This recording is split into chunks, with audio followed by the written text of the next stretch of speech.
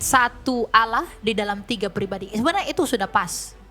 Tapi pribadinya ini harus dijelasin. Kenapa dia disebut pribadi? Karena dia yang pertama hidup dan aktif. Jadi Bapa itu memiliki firman yang hidup dan dia memiliki rohnya yang hidup. Allah adalah kasih enggak? Iya. Bapa adalah kasih. Yesus itu di dalam karya salib menegakkan apa? Keadilan. Keadilan. Roh Kudus itu roh kebenaran enggak? Allah itu yang ini. Bapa dan Anak dan Roh Kudus. Dan akulah anak itu. Itu mau dikasih tahu. Bahwa sejak kekekalan, aku di dalam Bapa, Bapa di dalam aku, dan di dalam rohnya. Kita saling mengasihi. Tidak mungkin Kristus memancar tanpa keberadaan Bapa.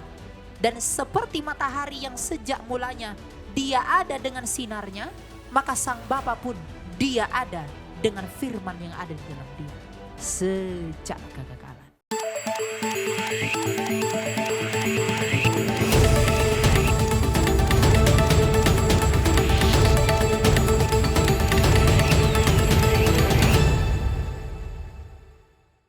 Jadi kita balik lagi ke pemahaman tentang Tritunggal ini ya Bapak Ibu ya.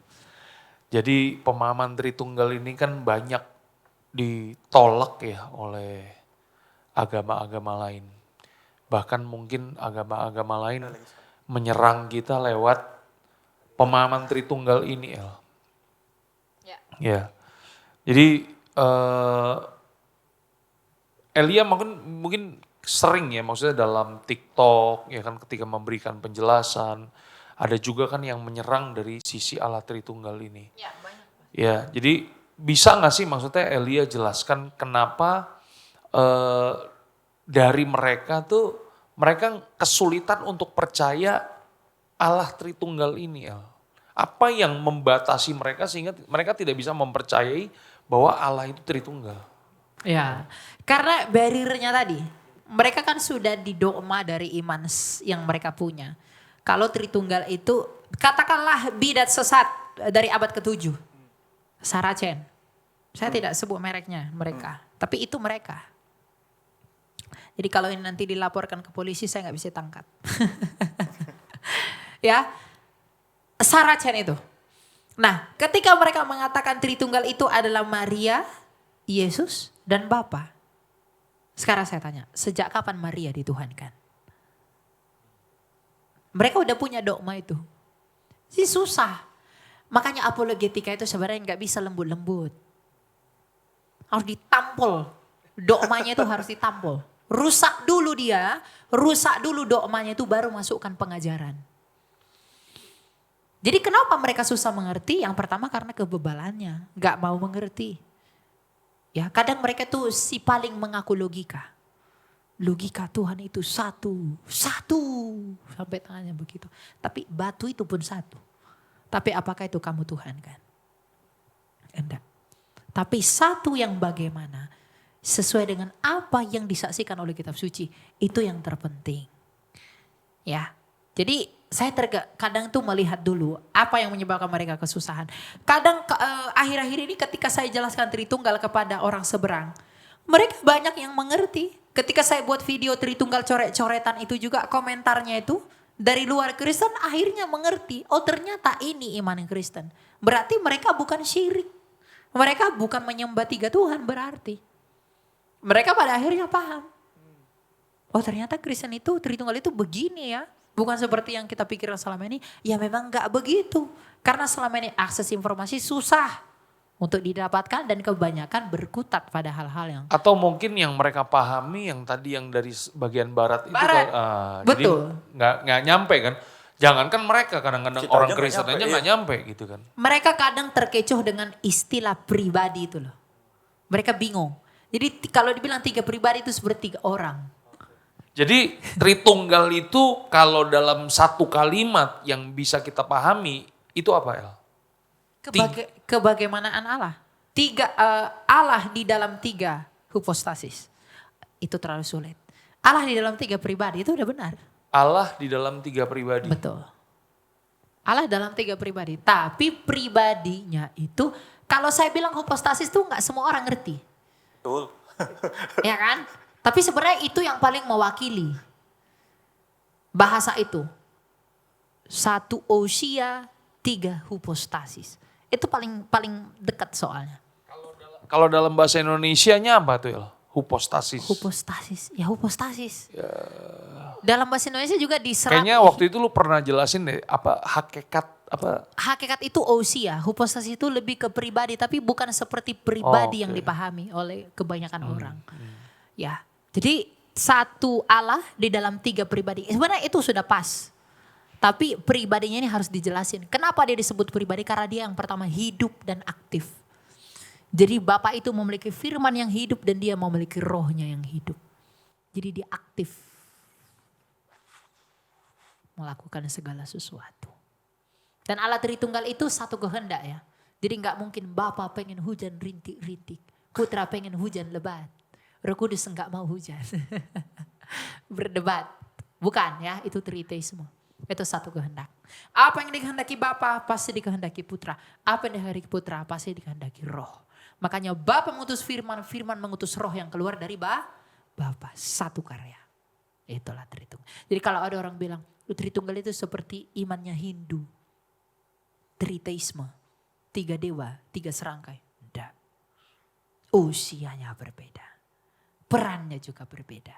Pernah dengar Siwa berapa dengan yang lain ya? Ya, iman Kristen tuh enggak ada seperti itu. Gitu ya?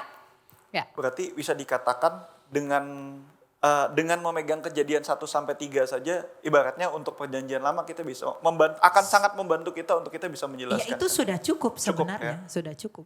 Cuma kita membutuh konfirmasi sabda itu sendiri. Kita butuh konfirmasi sabda itu sendiri, itu benar atau tidak. Siapa? Yesus. Yesus sendiri yang kasih forma baptisan kan? Iya. Bapa dan Roh Kudus. Betul. Dikonfirmasi nggak dalam Kejadian 1 ayat 1 sampai 3 itu? Ya udah Yesus sendiri yang ngomong kok, bukan Paulus. Paulus nggak ada ngomong Tritunggal. Yesus sendiri yang ngomong itu. Udah, kalau Yesus saja udah nggak kamu percayai, lantas siapa lagi? Ya, itu sabda Tuhan kita. Jadi ya itu benar. Gitu. Tapi tadi menarik juga sih ketika Elia bahas mengenai yang baptisan itu, karena banyak orang yang menyerang forma baptisan yang di Yesus dibaptis dan menganggap bahwa ini Yesus ini sebenarnya sebagai pernah aku ngomong juga yang mengenai paham adopsi. Ya. Nah itu kan orang ambilnya di situ gitu loh. Nah makanya ketika Elia ngomongin tentang bahwa itu ngomongin tentang ada 2 saksi, itu bisa jadi satu hal yang mungkin jadi pembelaan nantinya untuk teman-teman. Ya memang harus begitu. Karena kan Tuhan Yesus itu dibaptis itu bukan untuk bertobat. Tapi untuk menyatakan dia bagi Israel. Tefilahnya Yesus itu bukan baptisan pertobatan loh. Jadi Yesus itu tidak dibaptis dalam nama Bapa dan Roh Kudus itu enggak. Jangan salah. Dia dibaptis Yohanes untuk menyatakan bahwa dialah Mesias oleh dia yang berseru-seru di padang gurun. Yohanes. Gitu ya. Baptisannya bukan baptisan lahir baru ya. Bukan. Ya kalau Oh, kita Bapak Ibu dibaptis. ya mesti lahir baru. Ya baptisannya lahir baru. Di sini ada nggak yang belum dibaptis? Hah? Nah, Memang sudah. Udah semua ya? Kalau belum ada, waduh jangan terlambat. Itu materai nanti ketinggalan. Suara Tuhan. haleluya. Enggak ini nanti. Ya mungkin Dokter Riki silakan. Ya, saya ada muncul mendadak aja sih pertanyaan sederhana. Ya. Jadi kalau semisal begitu ada orang awam begitu, ya dia sekedar mengetahui ada konsep yang namanya Tritunggal ini. Terus dia bertanya gitu misalnya ke saya, sebetulnya adanya konsep Tritunggal ini sebetulnya mau mengajarkan apa sih kepada kita atau umat yang percaya tuh, misalkan ada orang yang mungkin Kristennya KTP lah gitu. Ada konsep Tritunggal itu tuh tujuannya sampai harus ada 3 seperti itu, tujuannya untuk kita tuh mau sebagai umatnya mau diajarkannya apa gitu. Nah mungkin sesederhana itu ya pertanyaannya. Mungkin bisa tolong bantu dijawab. Mungkin sederhananya kenapa kita harus belajar tentang Allah Tritunggal ini gitu ya. Ya dan tentu maksudnya. Urgensinya untuk apa? Ya urgensinya dan ya begitu ya, kurang lebih mau mengajarkan apa gitu kepada kita itu. Kenapa harus ada Tritunggal ini gitu, kenapa nggak satu saja gitu. Semisal begitu ya, karena memang pernah ada yang tanya juga. Oke. Oke. Coba buka Yeremia 9 ayat 23, 4. Ayat 23 dan 24. Yeremia 9 ayat 23 dan kalau nggak salah itulah itu. Ayat 23 dan ayat 24.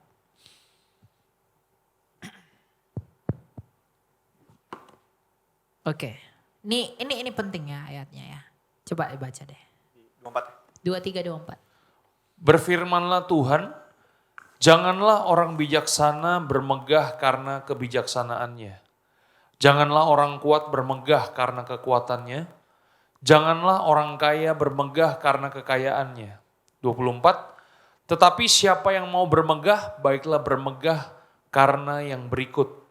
Bahwa ia memahami dan mengenal aku, bahwa akulah Tuhan yang menunjukkan kasih setia, keadilan dan kebenaran di bumi. Sungguh semuanya itu kusukai, demikianlah firman Tuhan. Iya. Mungkin teman-teman tuh baca ayat ini, oh ini hanya standar moral saja. Enggak. Ada trinitas di dalam ini.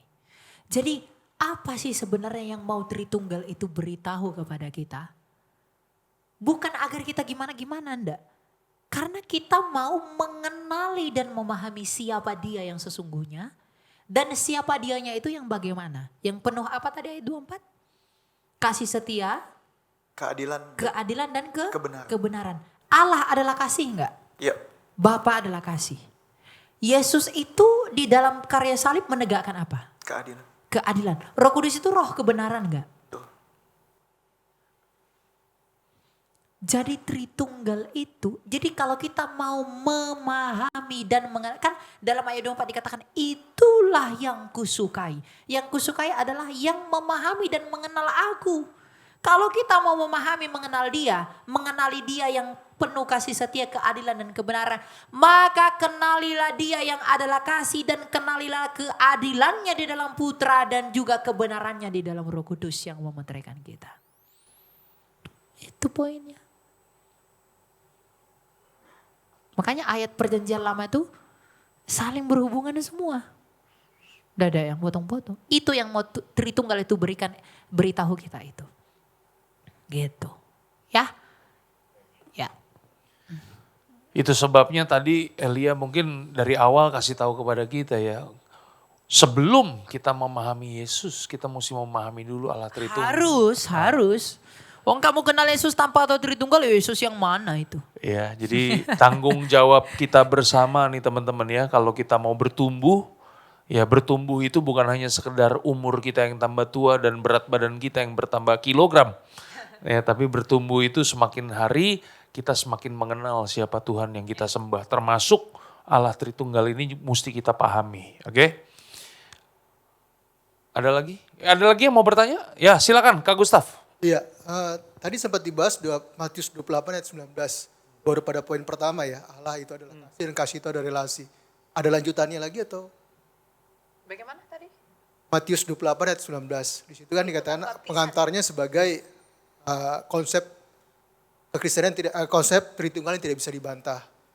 Poin pertamanya Allah adalah kasih dan kasih itu adalah kekal. dan Allah adalah kekal. Jadi artinya bahwa dia tidak bisa mengasihi bila tidak ada Tanpa objek yang dikasihi. Betul. Betul. Setelah itu apakah ada poin berikutnya? Tidak ada. Jadi cuma satu poin dari satu poin aja dari Matius 28 ayat 19 itu. Ya. Matius 28 ayat 19 itu sebenarnya forma yang Tuhan Yesus mau beritahu jelas. Allah itu ya ini. Bapa dan Anak dan Roh Kudus. Dan akulah anak itu. Itu yang mau dikasih tahu. Bahwa sejak kekekalan aku di dalam Bapa, Bapa di dalam aku dan di dalam rohnya. Kita saling mengasihi. Jadi klaim Allah adalah kasih dan Allah adalah kekal itu tidak pernah batal oleh Tritunggal. Tapi kalau tanpa Tritunggal itu kacau. Jadi kalau ada orang bilang Allah kami kasih, Allah kami itu kekal, tanpa Tritunggal itu kacau, nggak mungkin. Nggak mungkin. Nggak ada buktinya. Nggak nyambung ya. Nggak nyambung. Kasih itu relasi, bukan substansial. Dipegang enggak. Jadi kalau dia mengaku kasih itu mungkin batu tulisannya kasih, mungkin begitu. Kalau orang mengakui dia Allahnya tidak Tritunggal tapi dia mengakui Allahnya kasih. Mungkin Allahnya itu batu tulisannya kasih. Oke. Kalau demikian gimana kondisi pada saat Yesus disalib ya? Itu kan terputus hubungan antara Bapa dan Anak. Itu tidak terputus. Oke. Tidak terputus. Mungkin Anda bertanya-tanya, hubungan Bapa dan anak itu terputus ketika Yesus mengatakan, Eli, Eli, lama sabachthani. Ya kan? Coba baca Mazmur 22 ayat 2. Eli, Eli, lama sabachthani. Wah, Yesus sangat sengsara. Yesus sangat terpisah dari Bapanya. Ayat 2, ayat 1 dan 2. Mazmur 22 ayat 1 sampai 2. Untuk pemimpin widuan menurut lagu Rusa di Kala Fajar Mazmur Daud. Allahku, Allahku, mengapa engkau meninggalkan aku? Aku berseru tetapi engkau tetap jauh dan tidak menolong aku. Ya. Tuhan Yesus mengutip ini. Ayat ini. Ini namanya dalam Yahudi itu disebut Ayelet Hasyakar. Nyanyian rusa betina di kala fajar. Jadi Tuhan, dan itu nubuatan Daud tentang Mesias yang akan datang. Jadi Tuhan Yesus mau berkata begini. Aku loh Mesias yang disebut Raja Daud 1000 tahun lalu. Yang berseru Eli, Eli lama sabachthani itu aku. Jadi Tuhan Yesus itu mau kasih tahu aku lah Mesias yang dimaksud Daud itu. Makanya di ayat berikutnya nanti kamu baca, kaki dan tanganku dipaku. Ya itu hanya Yesus kaki dan tangannya yang dipaku dan yang meneriakan Eli Eli lama sabachthani. Jadi mereka tidak terpisah dalam hal keilahian tuh tidak mungkin. Ada nggak di situ? Ada. Kan? Nah itu. Jadi nubuatan penyaliban Yesus itu ternyata 1000 tahun sebelum dia lahir. Kalau ini karangan siapa yang bisa mengarang 1000 tahun? Ada yang bisa karang? 1000 tahun? Itu. Jadi di sini kita juga bisa melihat ya betapa Alkitab kita itu sangat bisa dipercayai dan konsisten. Dari Kejadian sampai Wahyu itu terkoneksi semua ya. Ya. Ini jadi inspirasi buat kita nih. Mungkin seminar pengajaran yang selanjutnya kita akan bahas tentang Alkitab nih. Tapi itu next ya. Ya mungkin tahun depan atau 2 tahun lagi lah. Kelamaan ya kan. Oke. Masih ada yang mau bertanya? Oke, silakan Harry Chai atau ini ya. Rian dulu habis itu Harry, boleh. Silakan. Ini aku mau nanya, kan di Kejadian 18 dijelasin kan tentang penampakannya Allah kepada Abraham di Mamre. Di ayat 1 kan kemudian Tuhan menampakkan diri kepada Abraham dekat pohon terbantin di Mamre, sedang ia duduk di pintu kemahnya waktu hari panas terik. Ketika ia mengangkat mukanya, ia melihat 3 orang berdiri di depannya. Sesudah dilihatnya mereka, ia berlari dari pintu kemahnya menyongsong mereka, lalu sujudlah ia sampai ke tanah. Nah aku mau tanya soal yang 3 orang berdiri ini sih, dengan kaitannya dengan Tritunggal itu gimana? Iya, mayoritas penafsir itu menafsirkan itulah Tritunggal. Jadi Malah Adonai, malaikat Tuhan, itu yang menampakkan diri itu di sana itu dari Tritunggal. Tapi ada juga yang menolak itu. Karena di ayat-ayat berikutnya ternyata itu berurutannya itu beda. Ya, tapi saya sendiri pribadi percaya itu Tritunggal. Karena dia menampakkan 3, bukan 2, bukan 1. Gitu. Ya. Makanya Tuhan Yesus kan berkata sebelum Abraham ada, aku ada. Dan dia bersukacita karena melihat aku. Itu dalam kasus apa?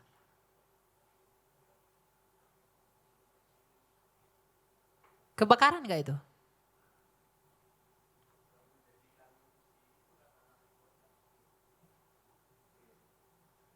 Enggak, perikop di ayat itu coba dibaca apa?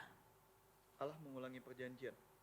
Ya. Mengulangi menjanjikan seorang anak laki-laki kepada Abraham. Iya, betul. Jadi itu tentang janji kan? Nah janji itu di perjanjian baru diselesaikan oleh siapa? Yesus. Gitu. Ya. Jelas? Rian? Aman? Oke, Harry silakan. Yes. Oke. Saya mau nanya mungkin sedikit di luar Tritunggal kali ya. Oh ya, silakan. Dari tadi kan kita bicara soal pribadi Allah, pribadi Yesus, pribadi Roh Kudus, sama kita sebagai manusia yang diciptakan ya kan. Saya agak penasaran aja sama pribadi malaikat. Jadi malaikat itu sebenarnya siapa? Apa sih gitu ciptaan Tuhankah yang diberi kehendak atau gimana? Nah sampai dia bisa menjadi sosok yang ada yang berkhianat jadi iblis. Buat saya sih itu penting ya, sampai sekarang kan kita bisa ya maksudnya berseteru sama iblis. Jadi saya masih penasaran aja sama sosok malaikat itu sebenarnya gimana sih? Oke, malaikat. Tapi sebenarnya esensinya begini. Malaikat itu kan pesuruhnya Allah. Jadi ada Gabriel, ada Uriel, macam-macam. Nah, tapi kan malaikat itu pesuruhnya Allah. Yang nanti kalau kita baca dalam Yudas ya, sampai saya lihat dulu.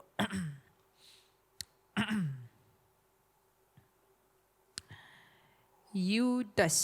Nah, Yudas 1 ayat 6.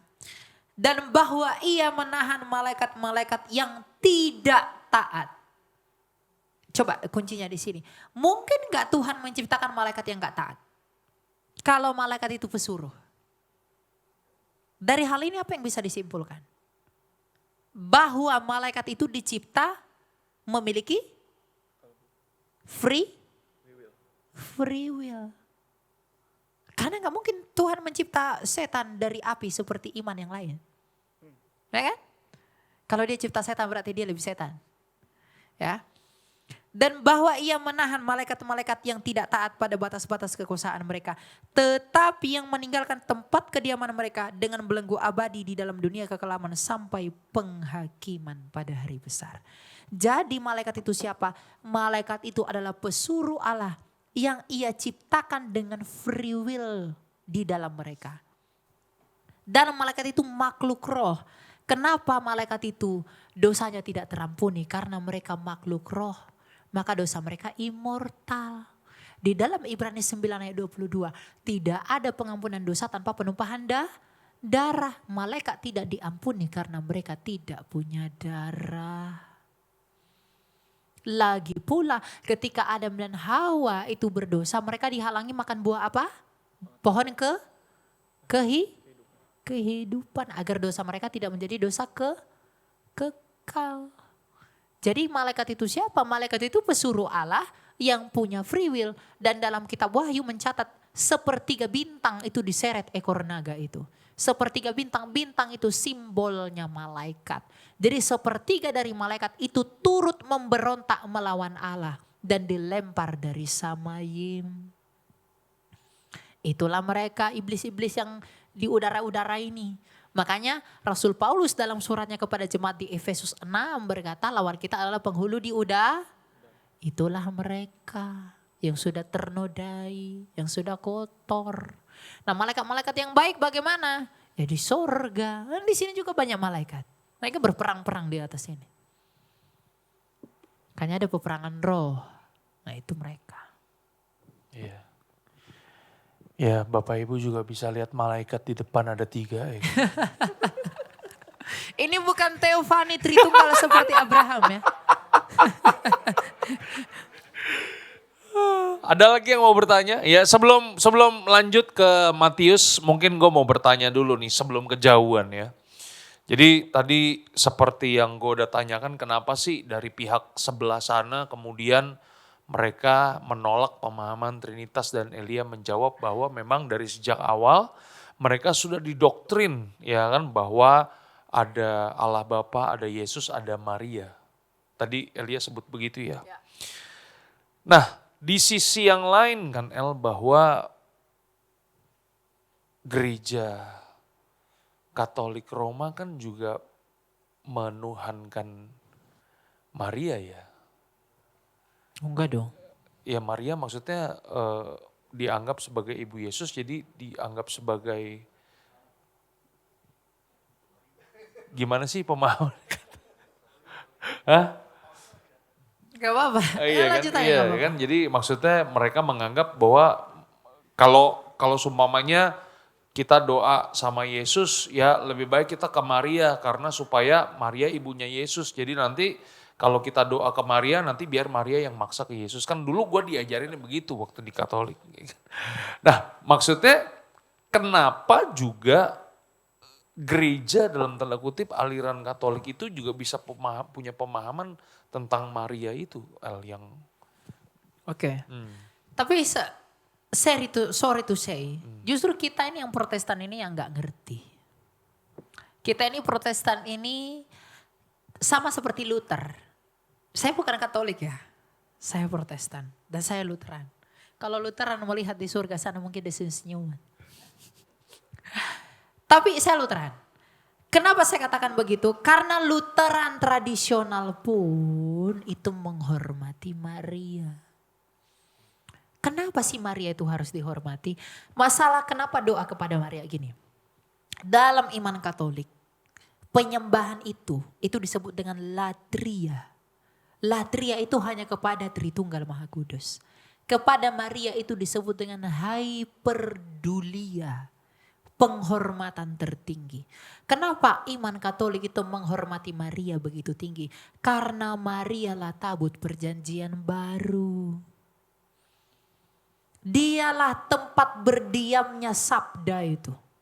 Kalau di perjanjian lama, hukum. Coba, di dalam tabut perjanjian lama ada 3 benda. Ada roti mana, ada tongkat Harun, dan ada apa? Satu lagi, loh batu.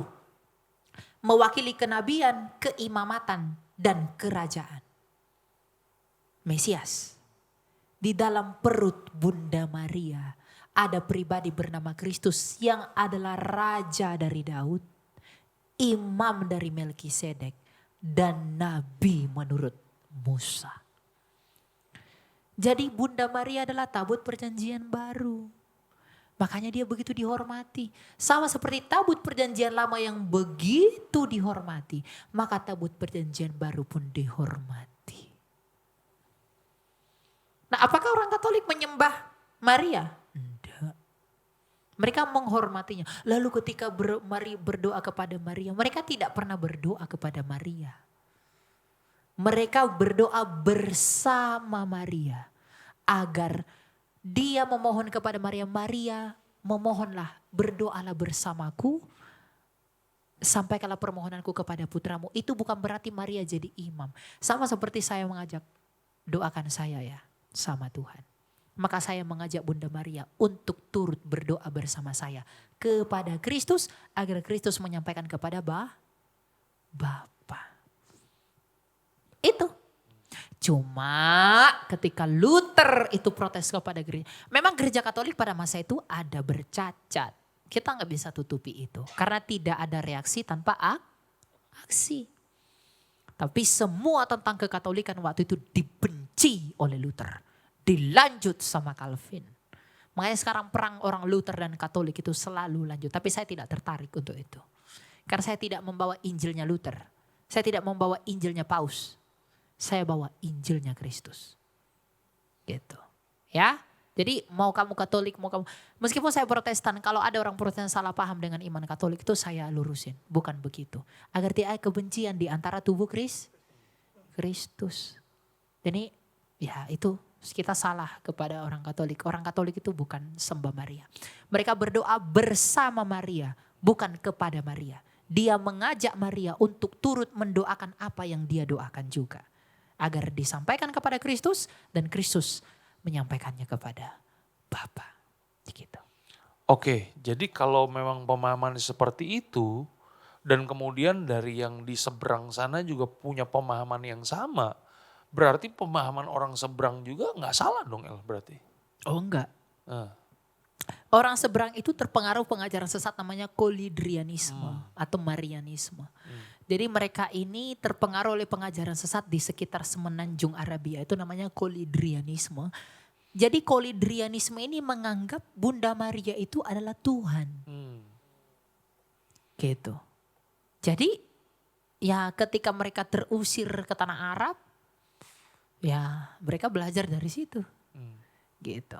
Jadi kita tidak boleh menggunakan mereka yang lahir di abad ke-7 ini menjadi standar menilai kita. Karena mereka itu lain sendiri. Entah dari mana datangnya. Gak jelas. Ya. Kita gak tahu. Semua dicampur-campur. Ya.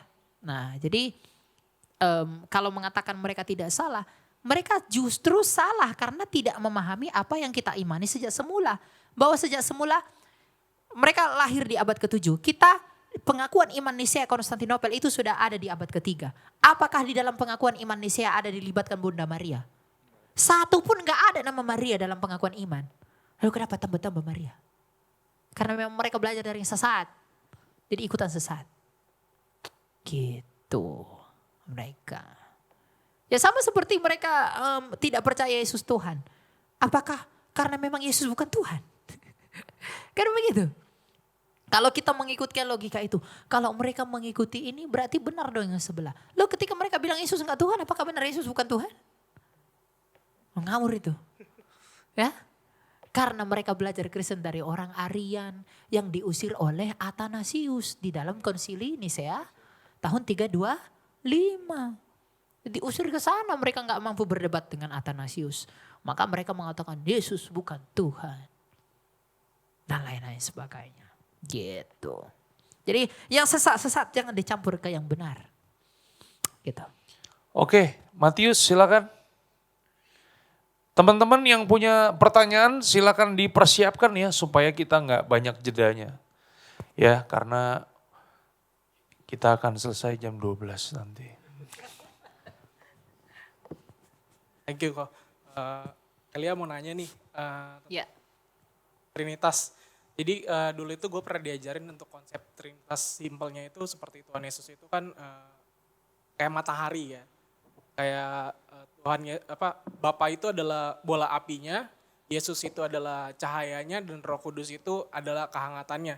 Apakah menurut Elia itu konsep yang seperti itu benar atau salah? Dan sebenarnya gue ada 3 pertanyaan, apakah langsung atau Satu-satu aja dulu. satu-satu?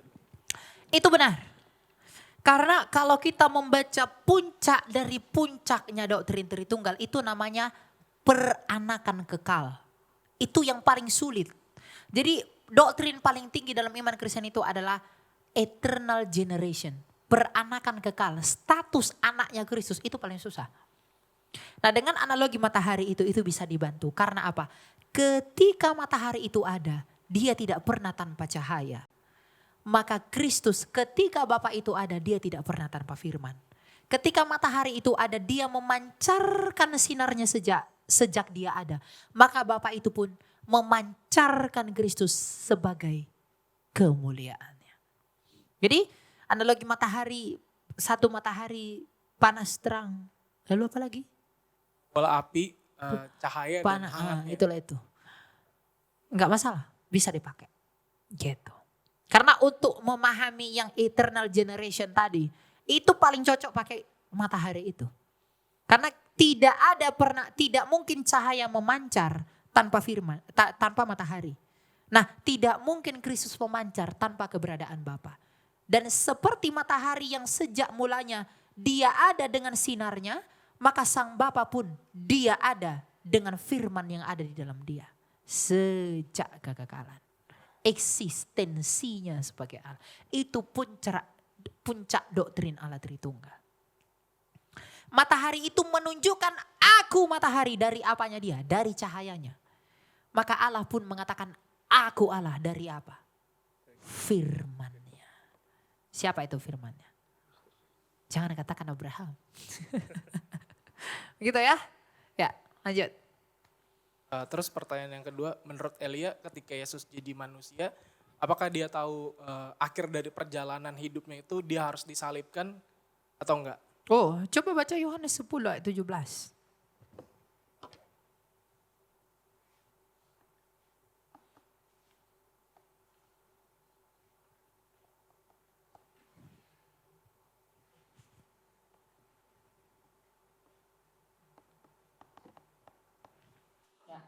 Yohanes 10 ayat 17. Bapa mengasihi aku oleh karena aku memberikan nyawaku untuk menerimanya kembali. Ya, jadi tahu nggak dia akan mati?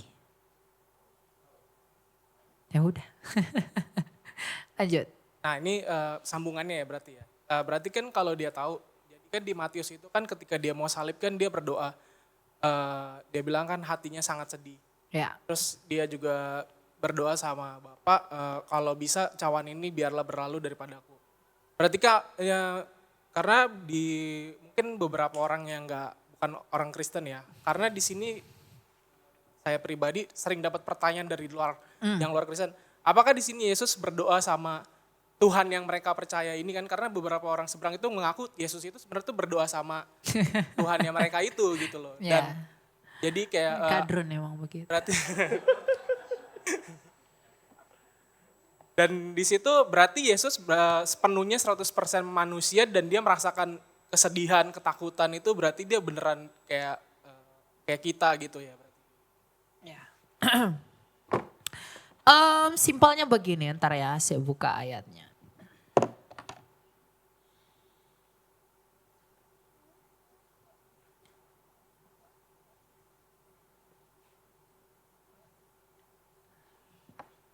Ibrani 4 ayat 15.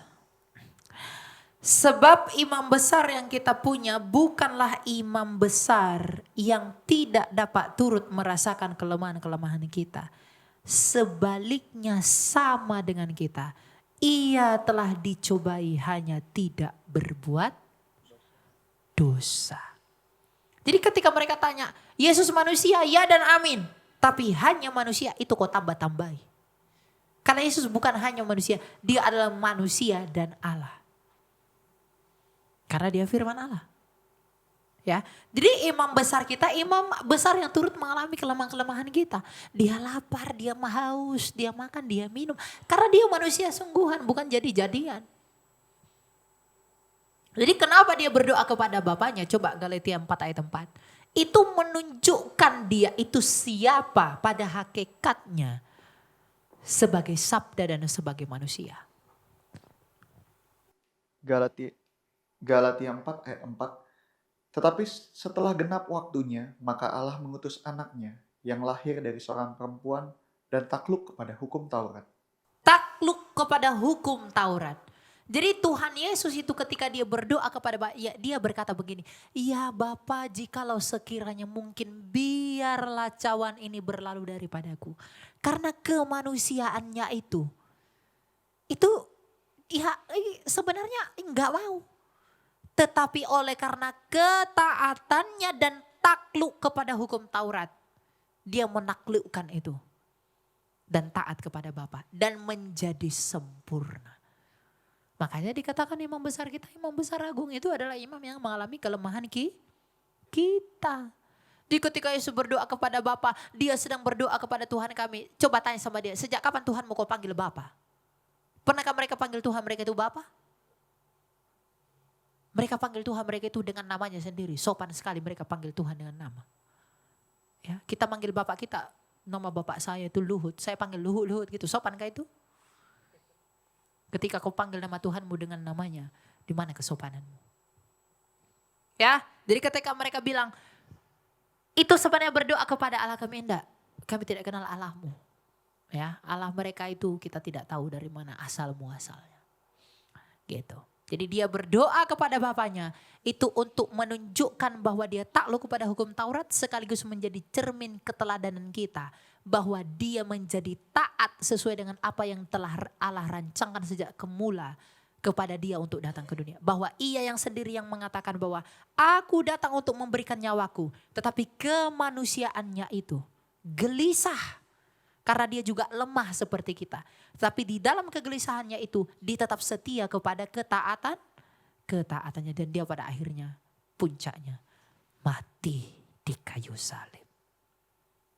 Ya, itu intinya. Ya, ada lagi yang mau ditanyakan? Ya, terima kasih. Ya.